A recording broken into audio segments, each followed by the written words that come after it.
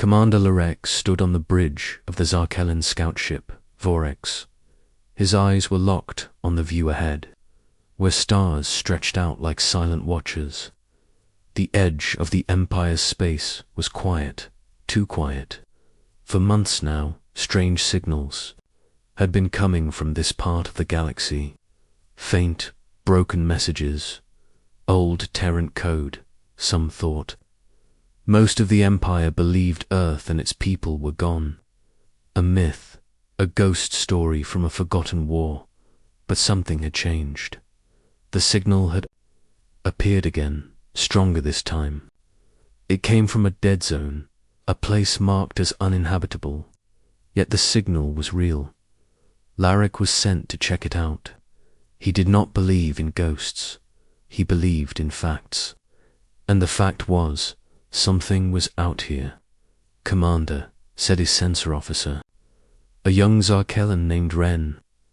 We are entering the edge of the anomaly. The signal is coming from the center."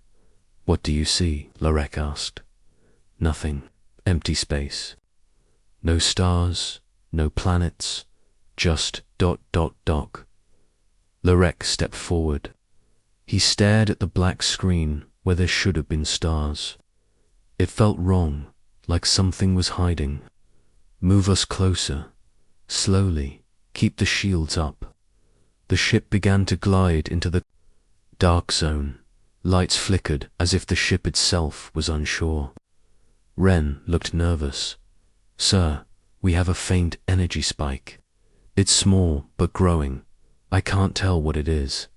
Source, dead ahead. Maybe 10,000 kilometers." They continued forward. The crew grew silent. It felt like entering a deep cave with no end. Then something appeared on the screen. A shape, a shadow moving through the dark. It looked like nothing they had seen before. No engines, no metal, just ... a form. Ren gasped. "Sir, it vanished."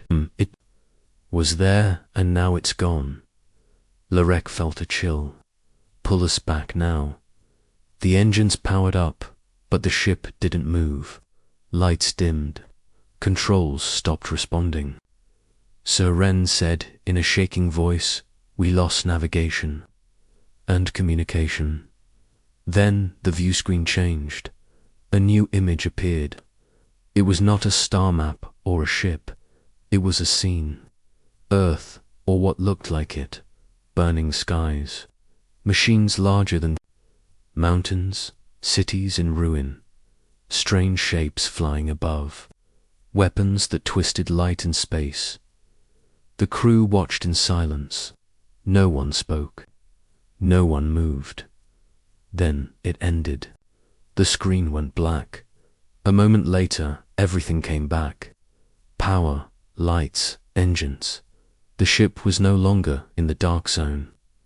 Somehow, it was back at the edge of the Empire. Ren turned to Lorek. "Sir, what just happened?" Lorek did not answer right. Away, he was still staring ahead. The look in his eyes was not fear, but confusion. Deep, sharp confusion. "I don't know," he said finally. "Send a message to command. Tell them we found something, and tell them not to come here. On a quiet moon. Far from any star, a hidden colony stirred." Dr. Megan Brooks looked at her old screen, blinking as the signal lit up. "It's waking up," she said. Behind her, deep under the surface, something massive moved. The quantum beast had felt the touch of the outside world, and it was remembering what it was made for, far above the hidden colony, in a cloaked orbital shell. Sensors tracked the Zarkellan ship's sudden return. A tall man named Nate Collins stood beside Megan, watching the data come in. "They saw it," he said quietly. "A glimpse," Megan replied. "Nothing more. That might be enough." Back on the Zarkellan homeworld, the Imperial Command received the report from Larek. They read the logs, watched the visual feed, and reviewed the data, but most of them laughed. Terran tricks, one admiral said. Old tech, scare tactics, nothing more. But one figure did not laugh. Empress Kayla watched the footage alone, in silence. She replayed the part where the vision appeared. The images, the destruction, the strange machines that looked alive. She pressed a button on her desk. Send scouts, she ordered, but do not engage. Not yet. And far beyond, in the heart of the void, the quantum beast opened one eye. It did not think like a man or machine. It did not feel fear or anger. It felt threat, and it was ready to protect itself. Part 1 ends here, asterisk. Dr. Megan Brooks walked through the underground hallway of the colony. Her footsteps echoed softly on the metal floor. The walls were lined with OLED screens and blinking lights. This place had been built 100 years ago by the last Terrans who escaped the war. They had hidden here, far from the eyes of the galaxy. Megan reached a control room and looked at the main screen. Data streamed across it in lines of light. The signal from the void had changed. The beast was awake. It had responded to the contact. She turned to Nate Collins, who stood beside her. He looked calm, but she knew he was worried. Everyone in the colony was. The beast is aware, she said. Nate nodded. It didn't attack. It just warned them. That was only a glimpse, Megan said. If they push again, it will do more. They both remembered the stories. The beast was not just a machine. It had been built to defend Earth, but it had never been used. Its power was too great. It had been locked away before the final war, hidden with the last of Earth's knowledge. Now it was stirring. Elsewhere in the colony, people gathered in the meeting hall. They were farmers, builders, engineers, and children. Few of them had seen the surface. They lived below ground to stay hidden. Megan stood before them and spoke. We have lived in peace for many years. We kept our promise to never wake the beast, but the Empire has come too close. The old signal pulled them in. They saw it, and now they will come again. An old man stood. His name was Leo Grant, one of the original settlers. Do we run, or do we wake it fully? We cannot run, Megan said. There is nowhere else, and we cannot stop the beast now. It has felt threat. It will act. Back in the void, near the edge of the dark zone, another Zarkellan ship entered. This one was larger. It had better sensors and stronger weapons. Commander Triv was in charge. He had read the report from Larak, but did not believe in fear. All ships, hold formation, he ordered. Scan the area. We are picking up energy waves, his officer said. Strange patterns, not natural. Track the source. As the ship moved closer, space around them felt wrong. Lights bent in strange ways. Time readings on the clocks shifted. Some showed hours passing in minutes. Others stopped. Then they saw it.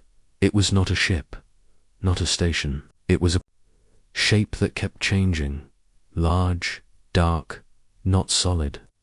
It floated in space, like a shadow. Then it turned. It had no face, but they felt it watching. Triv stepped back, weapons ready. Before they could fire, the screen filled with light. Not an explosion, but a vision. The same as Larik saw. Earth burning, machines roaring, Terran weapons, tearing the sky. Beings of light and metal walking over fire. And then the ship was gone. No alarm, no blast. It simply disappeared. Back at the colony, Nate watched the signal fade. It erased them, no, Megan said. It moved them somewhere else. A dead timeline. Will they understand the warning? They will not. Not yet. On the Zarchelan homeworld, the Empress stood with her advisors. The Second Fleet had vanished. Wreckage, no answers, just silence. This is not a trick, she said. This is power, ancient power. Terran power, the others whispered in fear. We should send more ships, one said. No, the Empress said. Send one of the dark agents, quietly. Let them see it, let them report. Then we decide. Far from them, in the hidden chamber below the colony. Megan stood before the beast. It was stored inside a giant sphere of black crystal. Lights ran along its sides like rivers. It pulsed with quiet life. It is still holding back, she said. Nate watched the glow. Why? Because it remembers. It does not want to destroy. It wants to survive. They both knew that if the Empire came, with full force, the beast would not stop again. It would fight, and when it fought, the galaxy would change forever. Nate Collins stood inside the control room, looking at the live feed from orbit. The quantum beast was calm for now. It floated like a shadow in deep space, silent and still. But Nate could feel it watching everything. Dr. Megan Brooks stepped in behind him. We need to make a decision, she said. The beast is not going back to sleep. We have to guide it, or it will act alone. Nate looked at her. You want me to link with it? You trained for it. No one else can. Nate had spent years preparing for this. His mind had been shaped by ancient Terran methods. He had studied the way the beast thought, how it moved through space and time. But studying was different from linking. He nodded slowly. I'll do it. Deep below the surface, in the heart of the hidden colony, the chamber of the quantum beast opened. The sphere that held it split down. The center, revealing a glowing core. It hummed softly, like it was breathing. Nate walked into the chamber alone. A single seat waited at the center, with glowing lines reaching out like veins. He sat down and closed his eyes. At first, there was only silence. Then he felt it. The beast did not speak with words. It shared images, feelings, and thoughts. Nate saw old battles, worlds burning, and the moment the beast was born. It had been created by scientists and warriors who knew Earth had no future. They made something that could survive without them, something that could protect the last spark of humanity. The beast reached into Nate's thoughts. It was curious, it was cautious, but it welcomed him. Nate opened his eyes. He was still in the chair, but everything had changed. He could feel space around the colony. He could feel the small moons nearby. He could feel the stars like warm points. In his mind, he was now linked back in the control room. Megan saw the readings change. The beast's power had leveled out. No more strange spikes. No more sudden shifts. It was calm. He did it, she said quietly. But the peace did not last. A Zarchelan ship entered the edge of the dead zone. This one was fast and small, a stealth scout. It carried no weapons, only sensors and a pilot named Kale. He was one of the Empire's best. Kale moved carefully. He had seen the reports. He knew 2 fleets had vanished, but he believed he was smarter. He believed he could learn what the others could not. His ship slipped past the first layer of defense. No alarms, no sign of trouble until the lights on. His console turned red. Unknown field detected, the computer said. The stars outside changed. They began to stretch and twist. Then a shape appeared. The quantum beast. Kale stared at it. He had no words. It was like looking at something that should not exist. His mind started to shake. Then he heard a voice. not through his ears, but in his head. Leave. It was not a threat. It was a warning. Kale turned his ship around and left. Back on the Zarkellan homeworld, his report arrived. He did not give details. He only said one thing: "We cannot win. Do not return." The Empress read the message 3 times. Then she locked it away in the colony. Nate stepped out of the chamber. His face was pale, but his eyes were clear. "It knows who we are now," he said to Megan. "It trusts us." "Then we have a chance," she said. "But there's more. It showed me something. The Empire is not the only threat. Others are watching. And if the beast acts again, they will come." Megan felt a cold fear in her chest. "Then we need to be ready." Far from them, deep in another part of the galaxy, old sensors picked up the energy wave from the beast's last move. A silent alarm went off in a forgotten station. Machines turned on. Lights glowed in colors no human had names for. A voice spoke in the dark. "The Terran weapon has awakened. Prepare." Part 3 ends here. *The Zarkellan Empire sent its largest fleet yet. 12,000 ships moved through the stars like a black cloud. The Empress had waited long enough. She did not trust the warnings. She believed in force. She believed that if they struck hard and fast, even the Terran weapon could be destroyed. Admirals gave orders. Pilots prepared. Weapons charged. The goal was simple: enter the Dark Zone, find the Terran power, and crush it. But they did not understand what they were facing. Nate Collins stood inside the control chamber again. The quantum beast had felt the fleet coming. It was calm, but alert. Its light pulsed with quiet strength. Megan stood beside Nate, watching the data rise. "They are here," she said. Nate nodded. "We have to try one last time." He reached out to the beast, not with words, but with thoughts. He asked it to wait, to hold back, to let him speak first. The beast agreed. Megan opened a direct signal to the lead Zarkellan ship. She sent a simple message. "This is Dr. Megan Brooks of the Terran colony. You are entering forbidden space. We ask you to turn back. The weapon you seek to destroy will defend itself. If you fire, there will be no return." The reply came in seconds.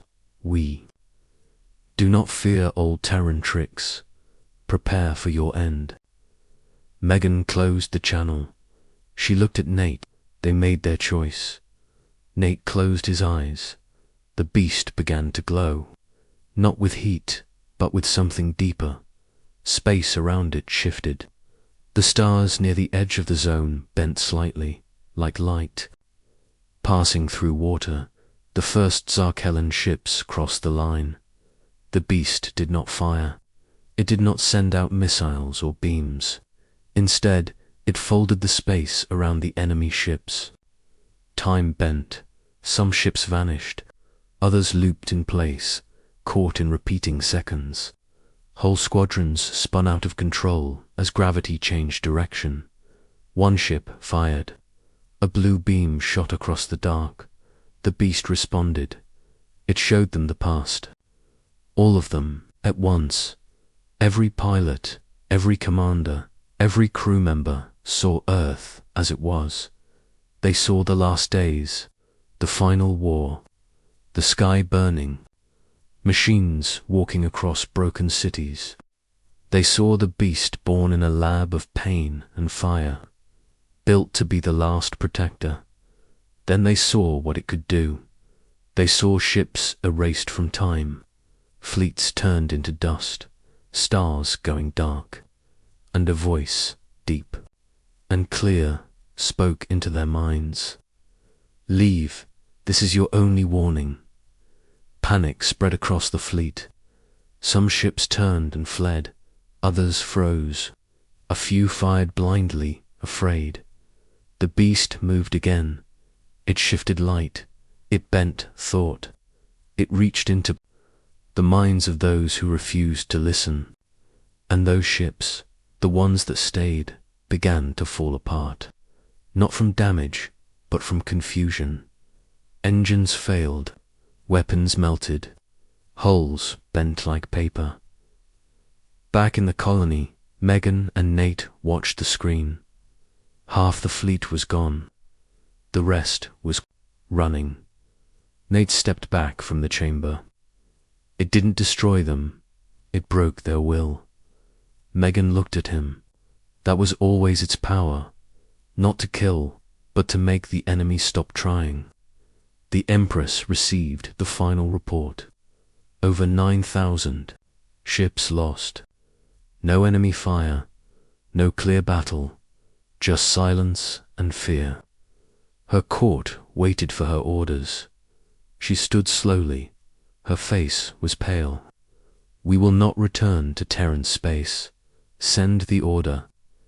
In the hidden colony, people gathered in the main hall. They had felt the shift. The ground had trembled. The lights had dimmed. Now all was quiet. Megan stood before them. The Empire will not come again. We are safe. But the galaxy knows we are here now. Others may come. We must stay ready. But for today, we live. Nate watched the stars from the surface. The night was clear. For the first time in years, he felt calm. The quantum beast rested, but deep inside, it remained awake. It had done what it was made to do, and it would do it again if needed. Weeks passed. The stars above the Terran colony stayed quiet. No ships came, no signals. The Zarkellan Empire had withdrawn. No more scouts, no more threats. The dark zone around the quantum beast remained untouched. Nate Collins sat on a small hill above the colony. The air was cool. The sky was filled with stars. He looked up, thinking about all that had happened. The link with the beast was still open, but calm now.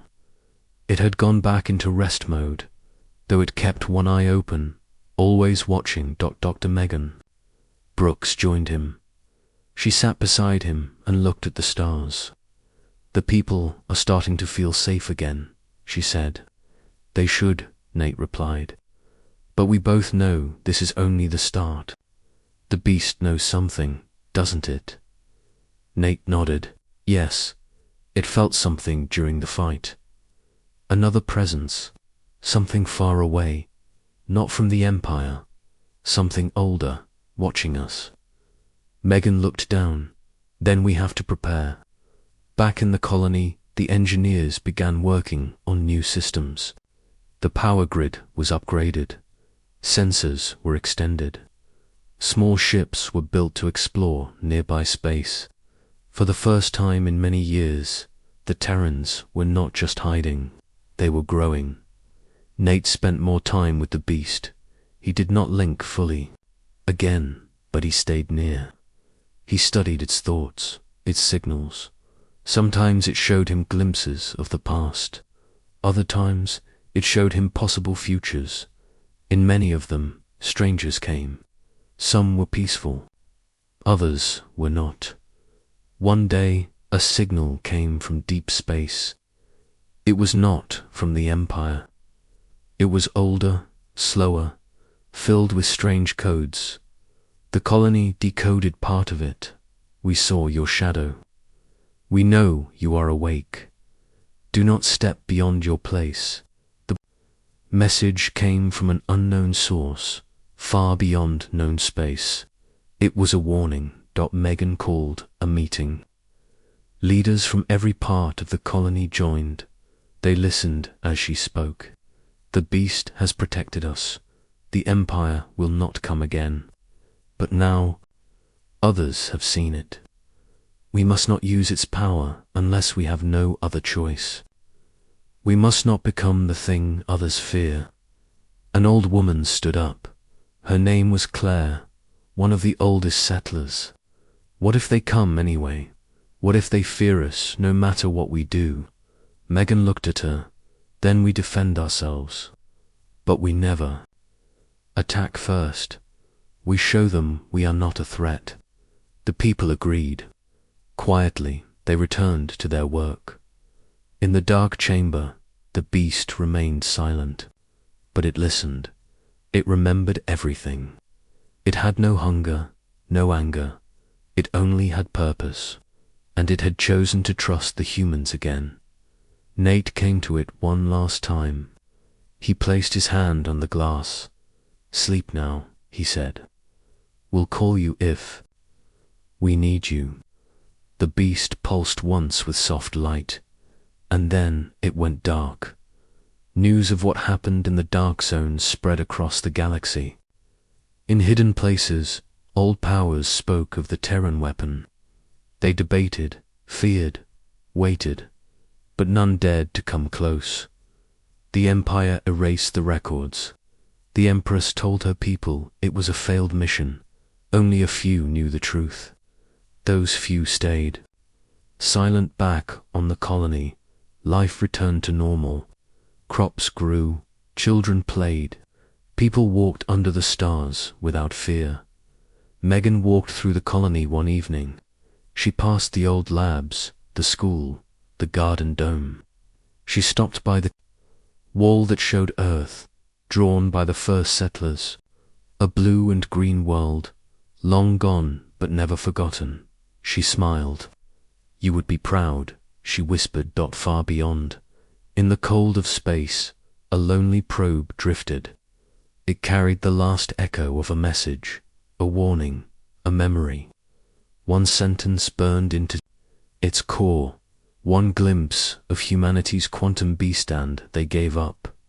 The message reached another world, and another, but no one came. They remembered, they chose silence. The alien fleet drifted near the edge of the solar system. They had not returned to fight.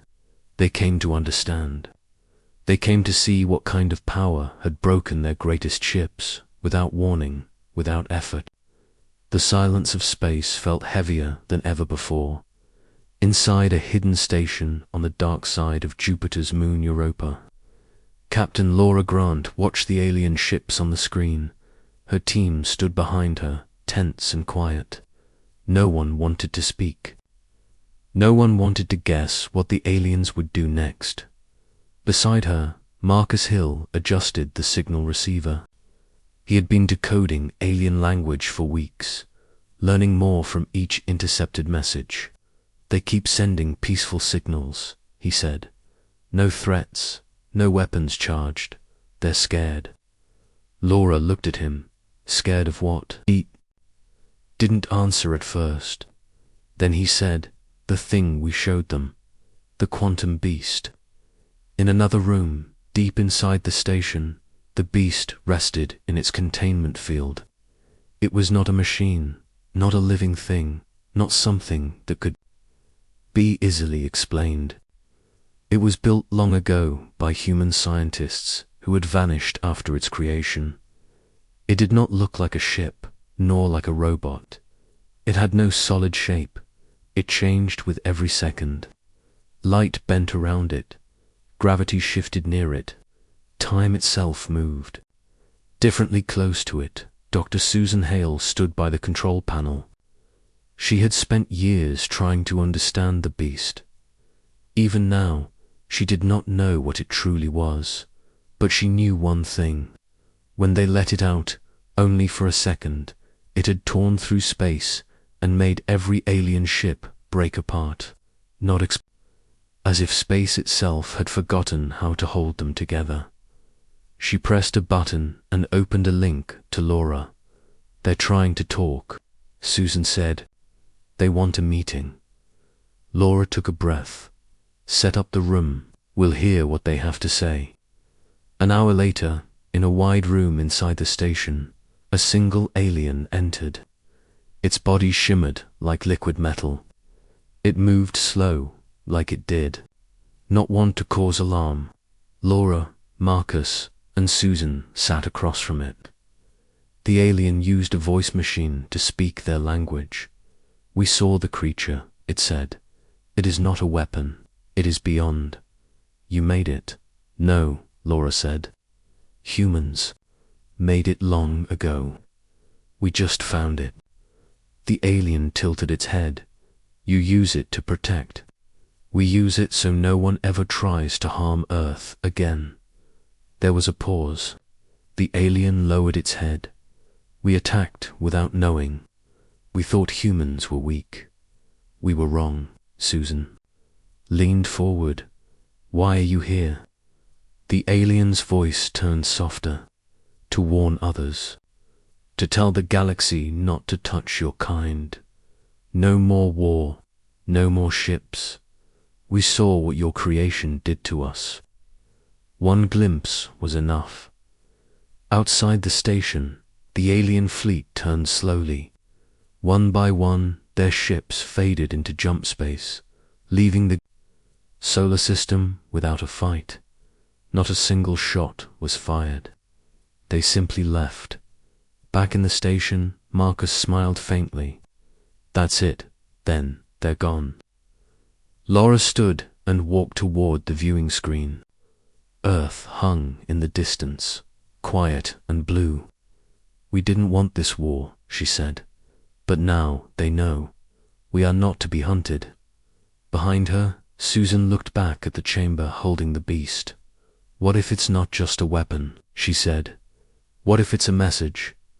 Marcus frowned. A message? She nodded. That humanity once reached into something far beyond what we understood, and what we brought back wasn't meant to be used. It was meant to be remembered. They stood in silence, each thinking about what that meant. The beast did not move. It did not speak. It just waited, like it knew something they'd. Laura turned to leave. Seal the chamber. No one goes in without my order. The crew nodded. There was no celebration, no cheering, only the quiet relief that came with survival. The war had ended, not with fire, but with fear. Not their fear, but the fear of others who now knew the truth. Humanity was not alone, and it was no longer underestimated.